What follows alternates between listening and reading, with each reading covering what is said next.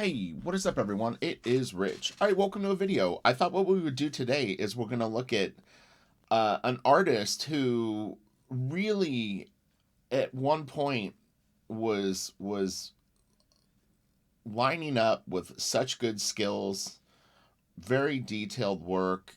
Um, the world was his oyster. J.G. Jones.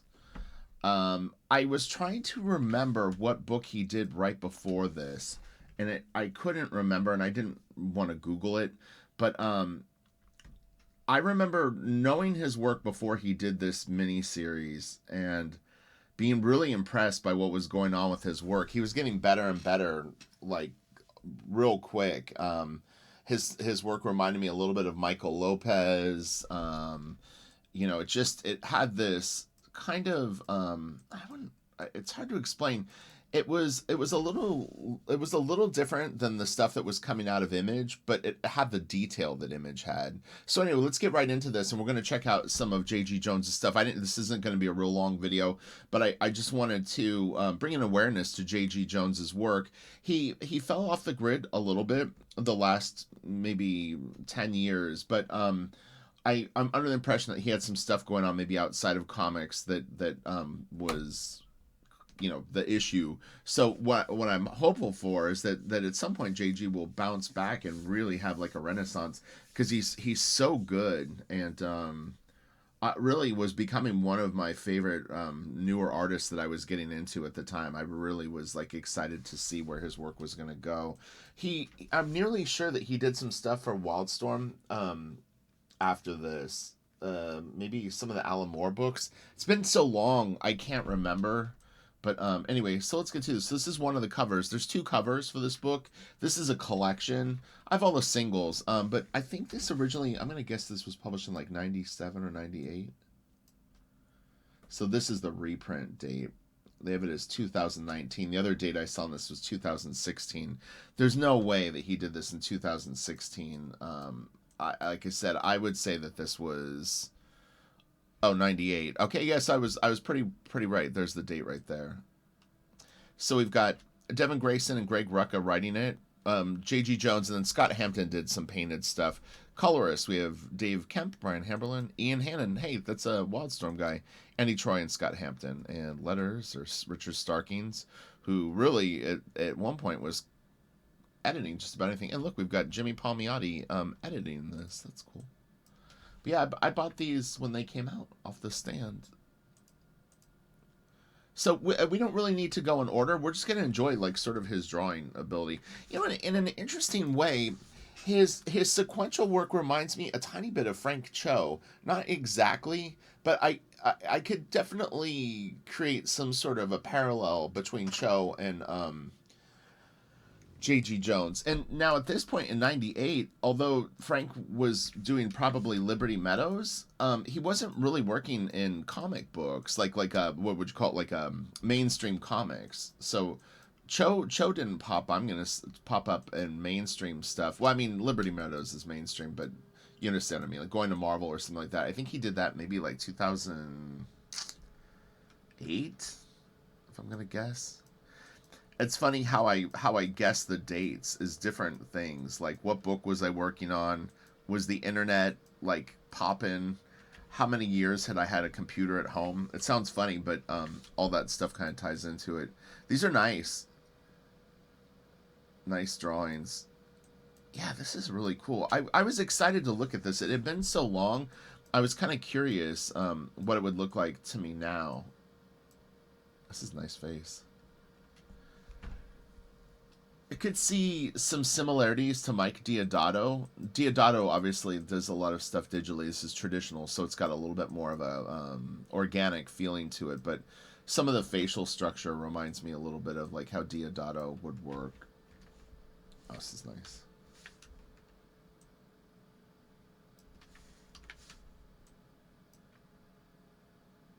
Yeah, the inks are a little organic on his stuff. I'm noticing that like some of the line work, like in here, this adds up. They're not like super slick. You can see the feathering kind of varies, and there's different shapes and thicknesses and stuff like that. The hair is not as finessey. I think, you know, obviously it's J.G. Jones's art. He could have it inked any way he wants, and but it would have looked interesting to have it a little bit more slick.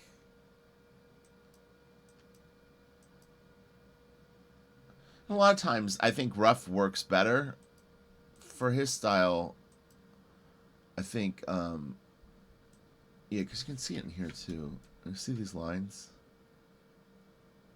They're a little like not as confident.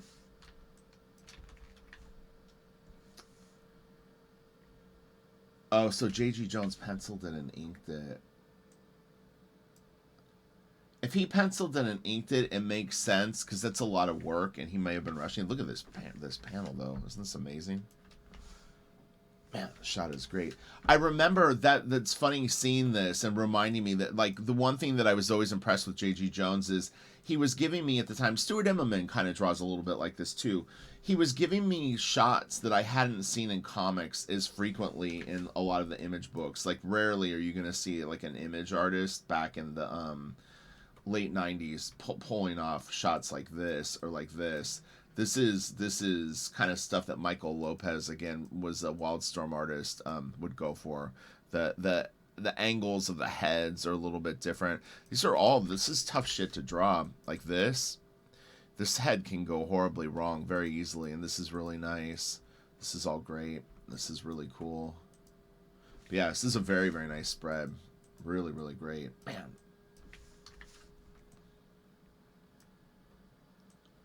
Super badass. He definitely had his figures down. Man, it's crazy. Great shapes. Foot positions are all very cool.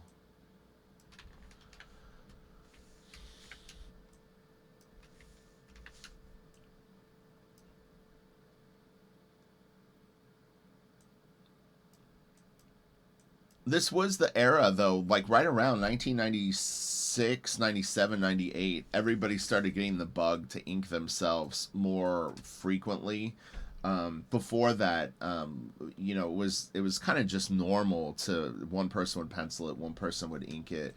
And I really do feel that Travis Charest sort of planted the seed in a lot of people's minds to try to ink themselves more often. And of course there are examples before that, but his stuff really made a big impact on people.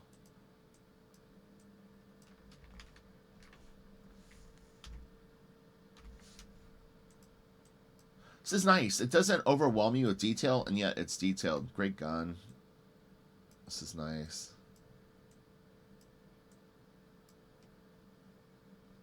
And I will do the spotlight on new talent. I'm trying to find people that are actually drawing comic book stories and then examples of their sequential stuff. Because commissions and pinups are cool, but I definitely want to focus on interior art. I think it's important to spotlight that because it's such an important part of comics.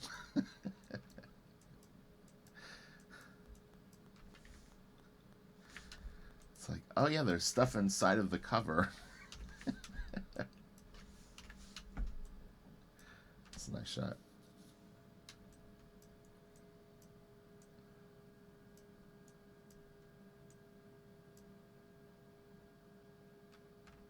Nice colors. Oh man, this is crazy.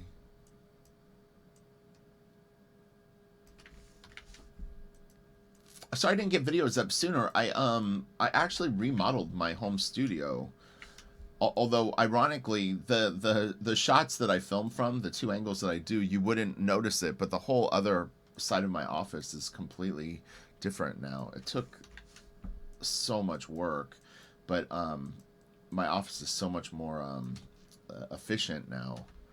So it's exciting, but oh my god, my legs were so sore from moving stuff. It sounds funny, but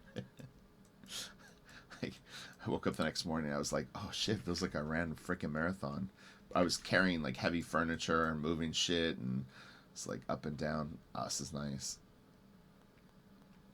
You know, and it sounds weird to point this out, but nowadays I'm always so suspicious of when I see people draw vehicles in comics because so many people just trace 3D models and stuff like that. But this is kind of before that really was a thing that became more common, like cityscapes and all this. So, it's nice to see someone who's like developed those skills. This is a great page, man. This is awesome. Yeah, I was hoping that this might be something that either people like myself hadn't really revisited in a long time, or maybe you've never seen it and didn't realize how good this artist J.G. Jones is. Again, I'm trying to remember what the heck he did right before this, because that's where he really came on my radar.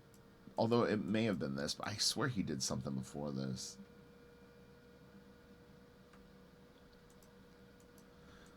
I might Google him afterwards. I can check what it was, what it was. Another tricky shot to do.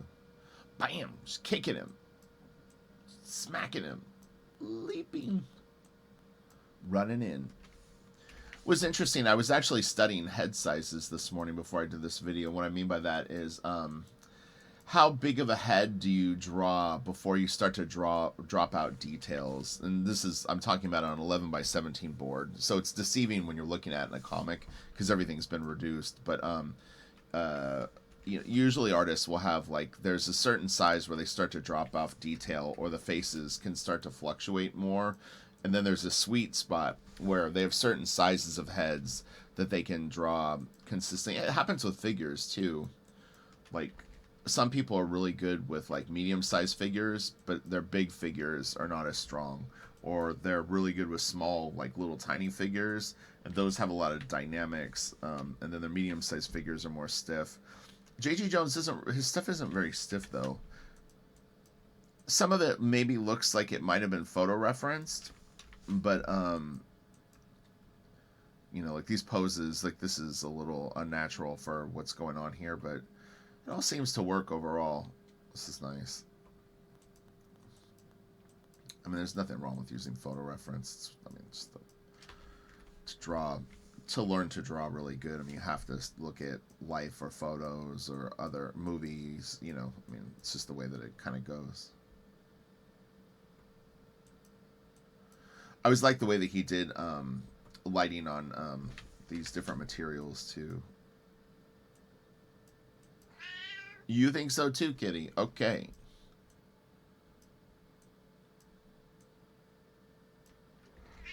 I know. Oh, it's awesome. I'm trying to think of who were some other artists that were doing like this foreshortening thing back then. Adam Hughes would get it in some of his work. This is a tough shot to do. Little tiny head looking down with the you could see the mouth got kind of spread out a little bit. It's not a tough angle. It's tough at that size to know how much detail to put on the face. Should I draw the nose? Should I not draw the nose? How much of a mouth am I going to put? You know what I mean? Because if you put too much information on a head that far away, it can look weird too. The balancing act. This is a tricky shot, down shot at this angle. Stuff happens when your heads are at different angles. The drawing challenges shift. I like that big shell right there. Oh, they fell out of the box. Oh, you know what it is? My cat, they're still tripping out that I moved furniture. So there's all this space that they're not used to. And it's like, it's stressed them out. It's funny. This is cool.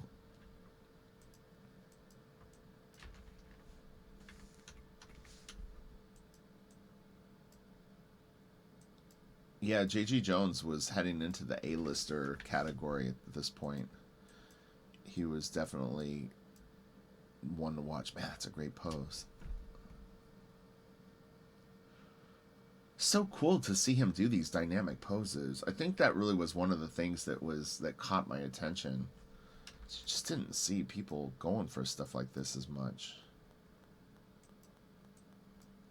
This is nice. Tricky. Tricky.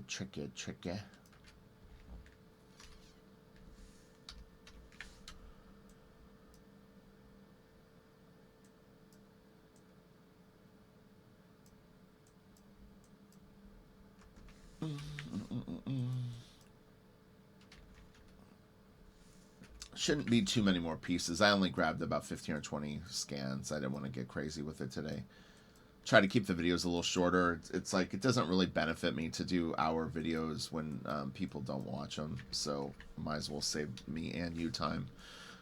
All right, and that's a very dynamic forces cover. Really, really nice. Beautiful colors on it too. Looks great. It's good shit, man.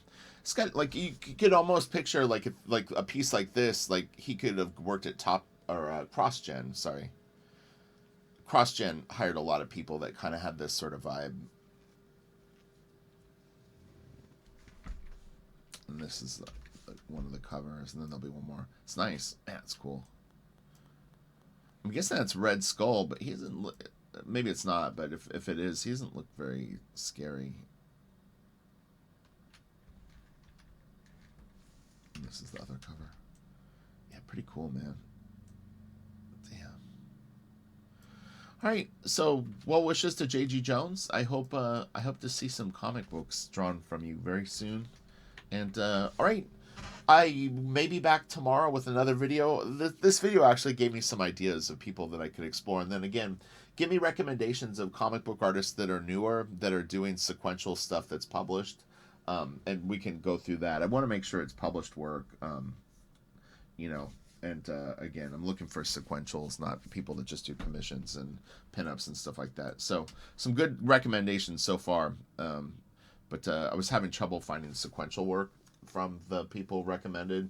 So that's kind of it's makes it harder to justify it. Because like I said, I'm really trying to encourage people to draw comic stories.